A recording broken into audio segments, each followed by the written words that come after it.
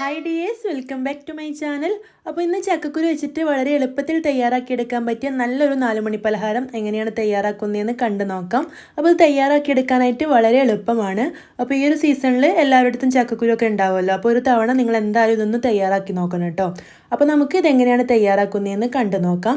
അപ്പോൾ അതിനു മുമ്പ് ചാനൽ ആദ്യമായിട്ട് കാണുന്നവരുണ്ടെങ്കിൽ ഒന്ന് സബ്സ്ക്രൈബ് ചെയ്യണം. അതുപോലെ തന്നെ ഈ ഒരു റെസിപ്പി നിങ്ങൾക്ക് ഇഷ്ടമാണെങ്കിൽ മറക്കാതെ ലൈക്ക് ചെയ്യണം കേട്ടോ.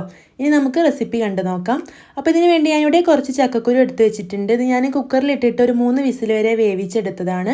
അതിനുശേഷം ഇതൊരു മിക്സിയുടെ ജാറിലേക്ക് ചേർത്ത് കൊടുത്തതാണ് കേട്ടോ. അപ്പോൾ ഇതുപോലെ ഒന്ന് വേവിച്ചെടുത്തിട്ടാണ് നമ്മളിത് മിക്സിയിലൊന്ന് അരച്ചെടുക്കേണ്ടത്.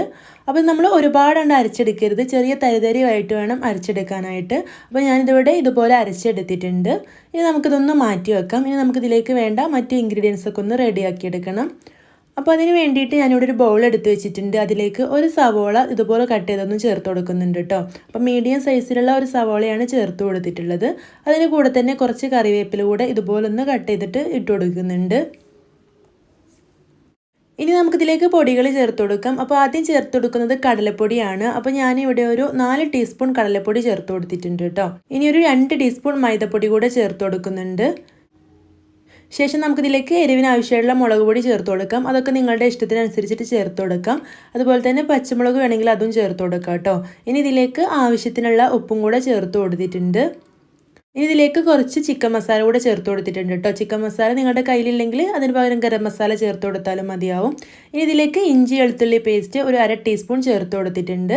ഇനി ഇതെല്ലാം കൂടി നന്നായിട്ടൊന്ന് കുഴച്ചെടുക്കണം. അപ്പോൾ കൈ വെച്ചിട്ട് നല്ല രീതിയിൽ ഒന്ന് കുഴച്ചെടുക്കുക. ഒരല്പം വെള്ളം കൂടെ ചേർത്തിട്ട് ഒന്ന് കുഴച്ചെടുക്കുക കേട്ടോ.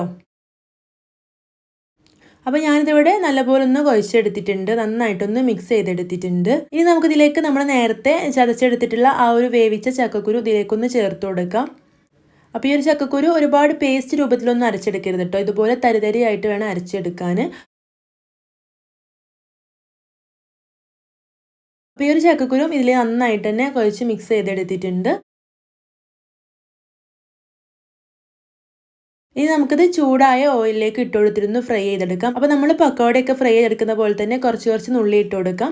എന്നിട്ട് തിരിച്ചു മറിച്ചൊക്കെ ഇട്ട് കൊടുത്തിട്ട് നന്നായിട്ടൊന്ന് ബ്രൗൺ നിറം ആവുന്നത് വരെ ഫ്രൈ ചെയ്തിട്ട് കോരി മാറ്റാം. അപ്പോൾ ഇവിടെ ചക്കക്കുരു പക്കോട റെഡി ആയിട്ടുണ്ട്. എല്ലാവരും ഒരു തവണയെങ്കിലും തയ്യാറാക്കി നോക്കണം. ചക്കക്കുരു ആണെന്ന് കരുതി നിസ്സാരമായിട്ട് എടുക്കേണ്ട, നല്ല ടേസ്റ്റ് തന്നെയാണ്.